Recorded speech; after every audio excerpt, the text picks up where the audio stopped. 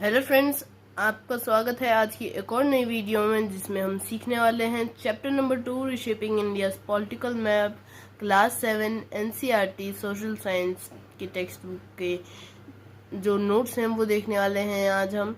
और क्योंकि ये बहुत डिफ़िकल्ट चैप्टर है, 35 पेजेस का ये चैप्टर है, तो इसे हम थोड़ा सा ध्यान से समझेंगे भी।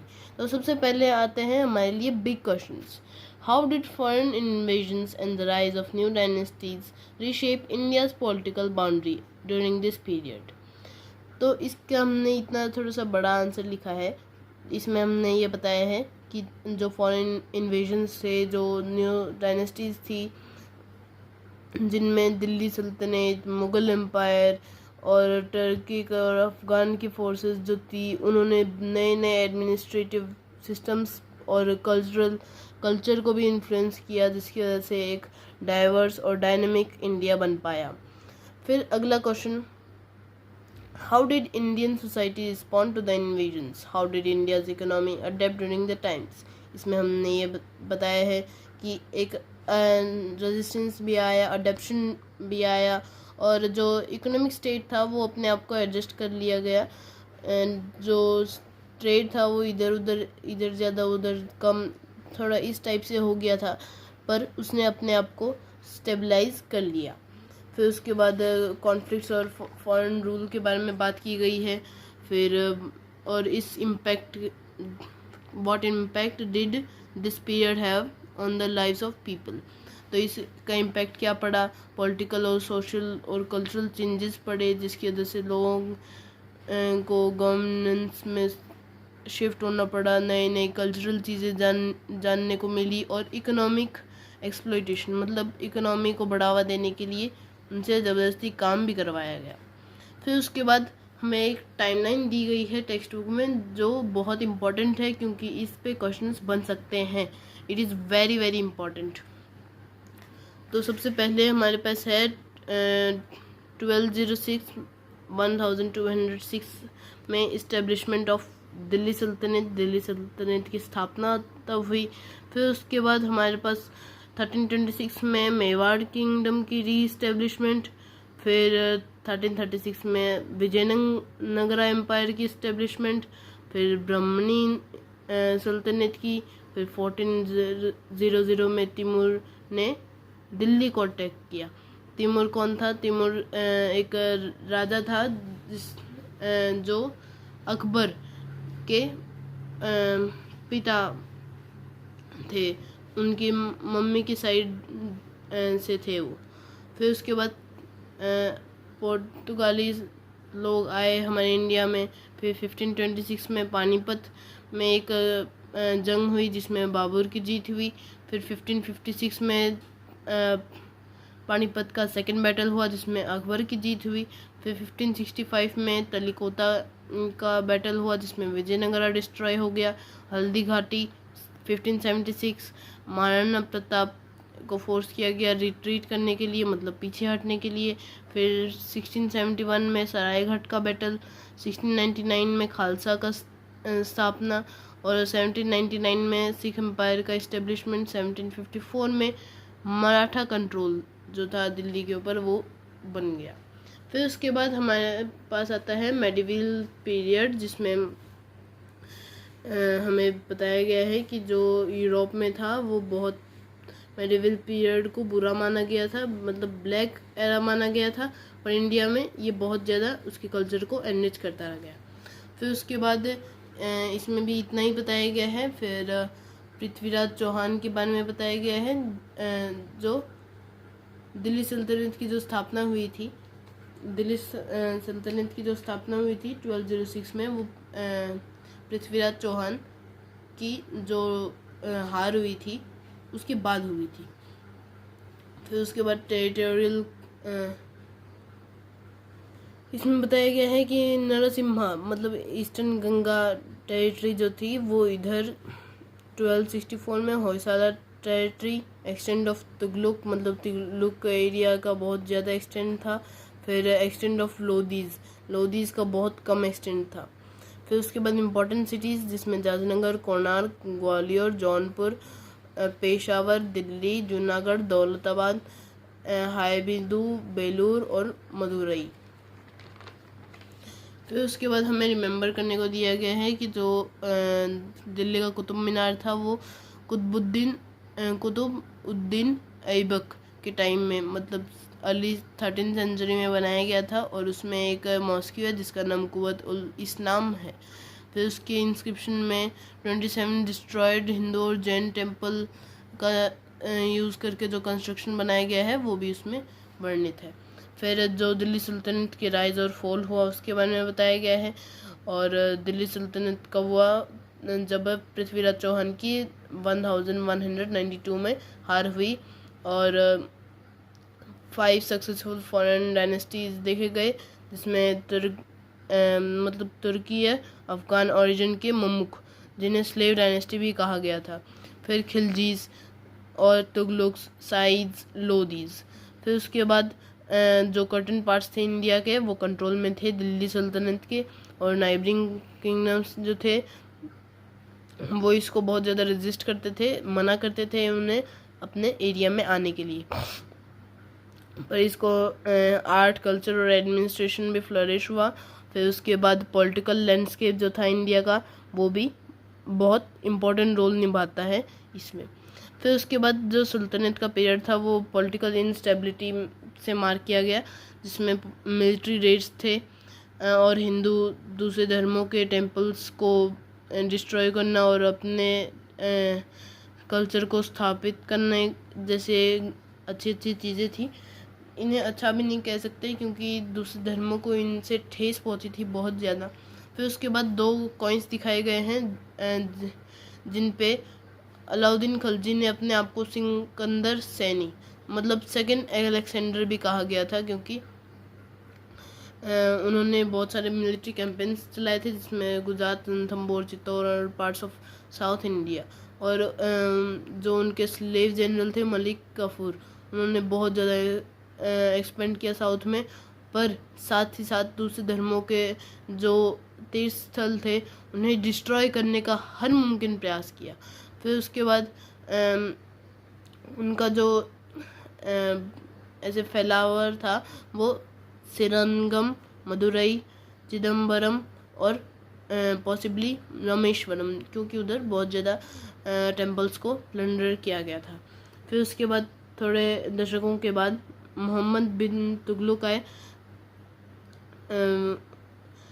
फिर उसके बाद उन्होंने मॉडर्न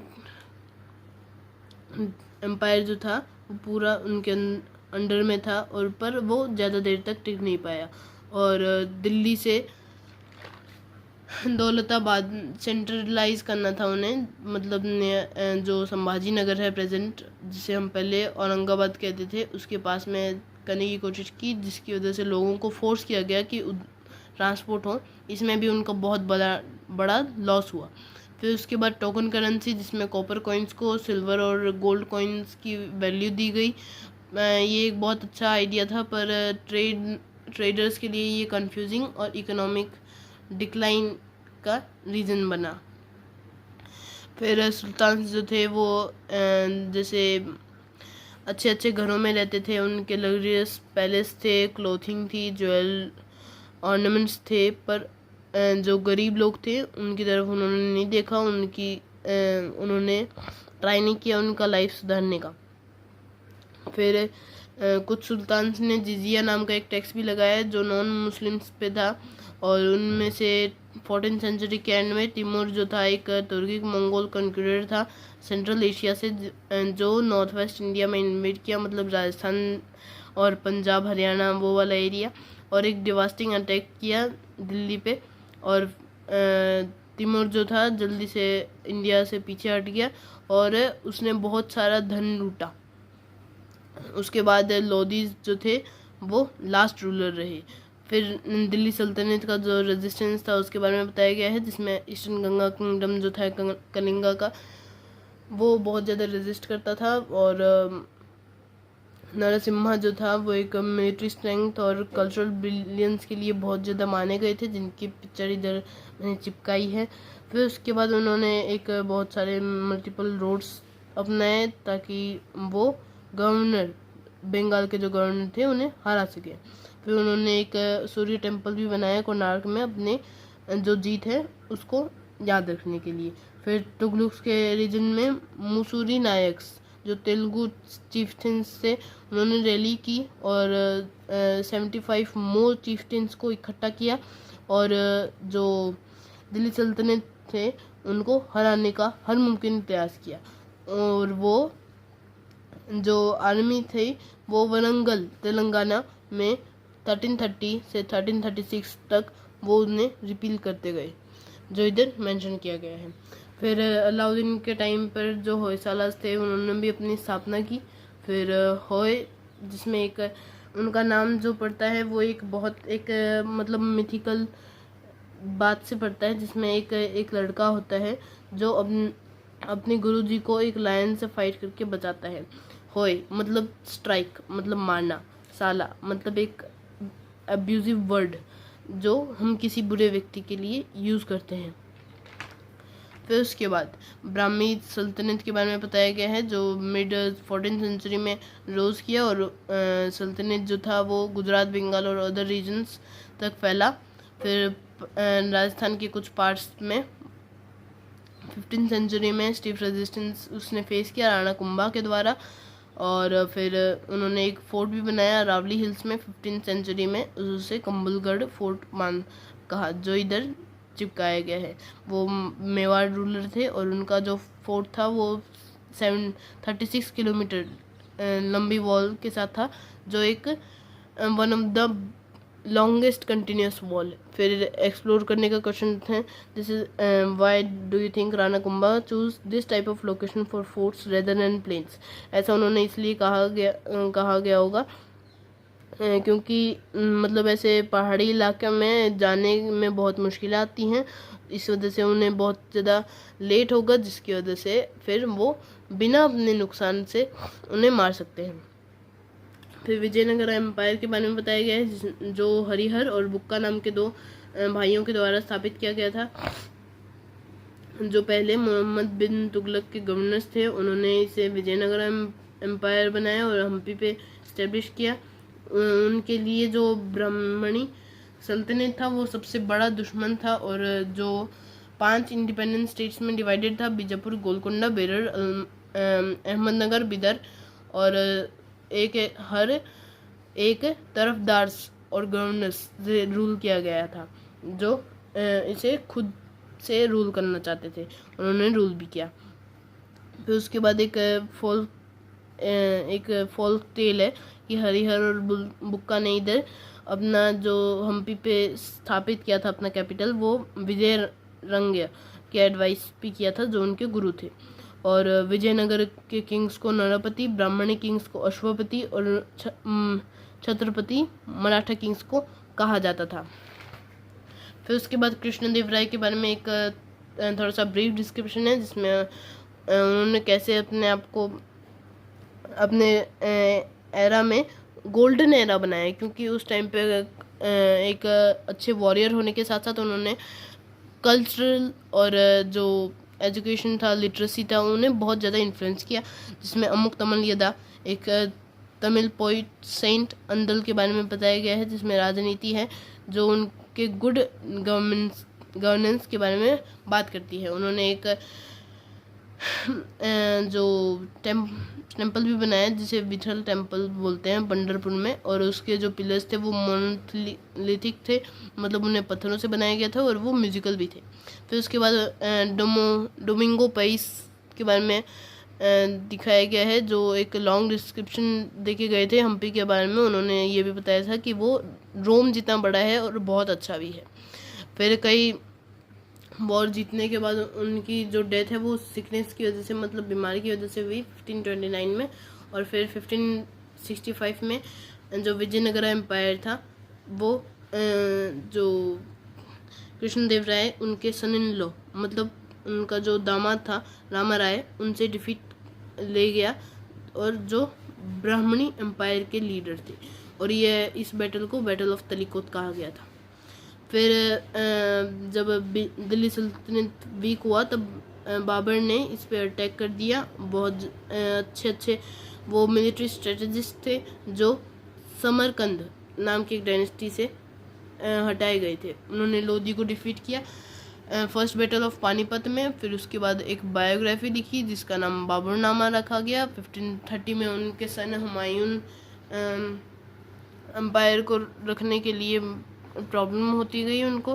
फिर हिमू एक स्किल्ड मिलिट्री कमांडर थे और वो लास्ट सूरी लीडर्स थे जिन्होंने दिल्ली को कैप्चर किया और उन्होंने अपना नाम हेमचंद्र विक्रमादित्य रखा।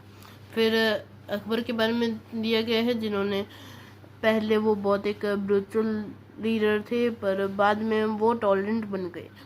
फिर उन्होंने जोहार करवाया चित्तौड़गढ़ फोर्ट में जो 3000 वुमेन के द्वारा अटेंड किया गया था, जिसमें उन्होंने सुसाइड कर लिया ताकि वो अपनी इज्जत बचा सके।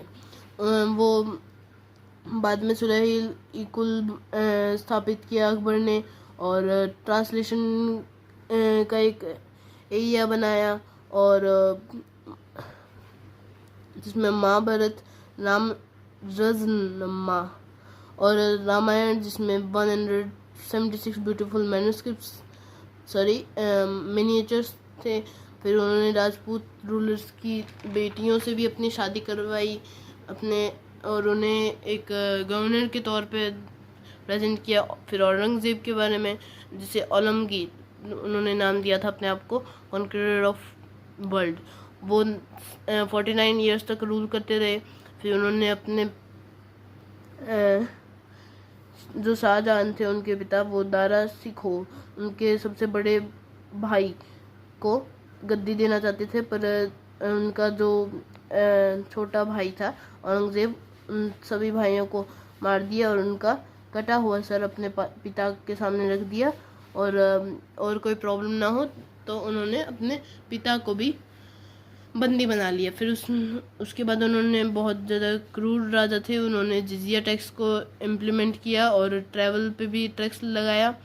फिर नॉन मुस्लिम रीजन्स को सेंटर्स को डिस्ट्रॉय किया। फिर मुगल्स के बारे में जो रेजिस्टेंस फेस किया था उन्होंने उसके बारे में बताया गया है, जिसमें जाट पेजेंट्री के बारे में बताया गया है जो 2000 मैन के साथ उन्होंने रजिस्ट किया था। फिर tribal group Bhil, Gond, Santhal, coach उन्होंने भी रजिस्ट किया। फिर रानी दुर्गावती जो अहोम की मेंबर थी उन्होंने 20,000 सोल्जर और 1000 एलिफेंट्स के साथ रजिस्ट किया और उन्होंने अपने आप को मार दिया, सुसाइड कर लिया ताकि उनकी इज्जत बच सके और उन्होंने कैप्चर को अवॉइड करने के लिए 40 की एज में अपनी जान दे दी। फिर उसके बाद सर्ज ऑफ राजपूत, जो राजपूत थे उनके बारे में बताया गया है। राजपूत जो थे पहले से ही बहुत ज़्यादा प्राउड थे, प्रतिहर जो अरब इन्वेजन्स को इन्वेट करते रजिस्ट करते रहते थे उनके बारे में बहुत प्राउड थे। फिर बाद में जब उनका किंगडम 2 पार्ट्स में टूट गया, मेवाड़ और मारवाड़, फिर राणा संघा ने उन्हें यूनिफाई किया और बाबर के साथ बैटल किया, बैटल ऑफ खानवा।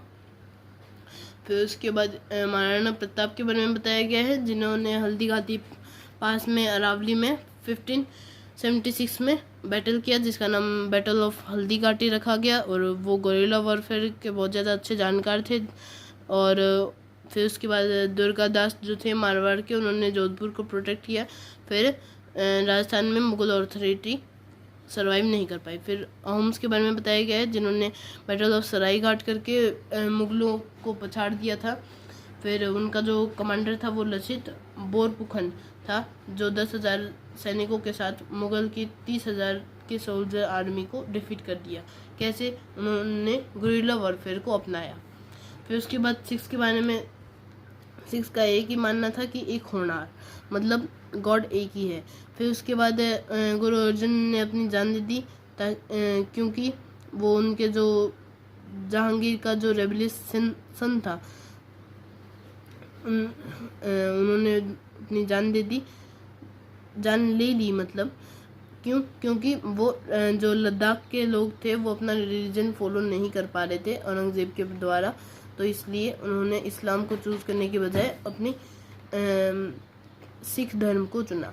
फिर उसके बाद खालसा की इस्टेब्लिशमेंट हुई जिसमें गुरुद्वारा से गुंज साहिब जो था चांदनी चौक में एक शॉपिंग एरिया है जो दिल्ली में सबको पता है। गुरु तेग बहादुर ने अपनी जान दी थी और औरंगज़ेब ने उनका सर काट दिया था।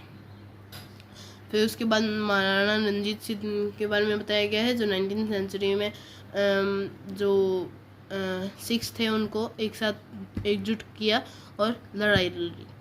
फिर एडमिनिस्ट्रिंग इंडिया, जो इंडिया में एडमिनिस्ट्रेशन हुआ, फिर उसके बारे में बताया गया है। फिर network of local administration to central authority, जो है अथॉरिटी नहीं थी। फिर उसके बाद खान इज समन अब्दुल फजल के बारे में बताया गया है। एन अकबरी में उन्होंने अकबर के एडमिनिस्ट्रेशन के बारे में बताया। इसमें मैं सिंपल में शॉर्ट में बता रहा हूँ कि जो दिल्ली सल्तनत के अंडर में जो एडमिनिस्ट्रेशन हुआ उसमें इक़्तिदार का यूज़ किया गया था, जिसमें टैक्स कलेक्ट किया जाता और वो हमेशा सुल्तान की ट्रेजरी में ही जाता। उन्हें लैंड की अथॉरिटी नहीं दी जाती थी, सॉरी उन्हें लैंड की अथॉरिटी दी जाती थी और वो हेरिडेटरी नहीं थी। फिर इनमें मनसबदार का यूज़ किया गया था। जागीर दी जाती थी, मतलब उन्हें लैंड दी जाती थी, उधर वो अपने हिसाब से टैक्स लगा के जागीरदार बन जाते थे और वो। फिर सौदामल के बारे में बताया गया है, जो अकबर के फाइनेंस मिनिस्टर थे। उन्होंने एक रेवेन्यू सिस्टम बनाया जिसमें एक क्रॉप पे एक फिक्स्ड प्राइस था। फिर पीपल्स की लाइफ के बारे में बताया गया है, जिसमें अलग अलग जाति में उन्हें डिवाइड किया गया। एग्रीकल्चर्स के बारे में उनका सबसे मेन था। फिर 1/5 ऑफ द प्रोड्यूस लिया गया और उसे 1/2 भी किया गया कई बार। फिर उसके बाद जो इंडियन गुड्स से एक्सपोर्ट किए गए थे, कलिकत, मंगलोर, सूरत, मौसलीपट्टनम और हुगली में से एक्सपोर्ट किए गए थे। और पसिया में हुंडी सिस्टम को इंट्रोड्यूस किया, जिसमें एक रिटन इंस्ट्रक्शन था ताकि किसी भी देश की करेंसी कैरी नहीं करने पड़े। वो अगर हम वो पर्ची दे दें तो उसे मान्यता दी जाती थी। फिर उसके बाद हमारे क्वेश्चंस आंसर्स आ जाते हैं, तो हम इसे अगली वीडियो में कवर करेंगे। इस वीडियो में इतना ही बस। धन्यवाद, आपका दिन शुभ हो। प्लीज़ फ्रेंड्स मेरे चैनल को लाइक शेयर सब्सक्राइब कीजिए ताकि मैं ऐसे ही अच्छे अच्छे वीडियोस और क्विक रिविजन्स आपके लिए लेके आता रहूं। धन्यवाद।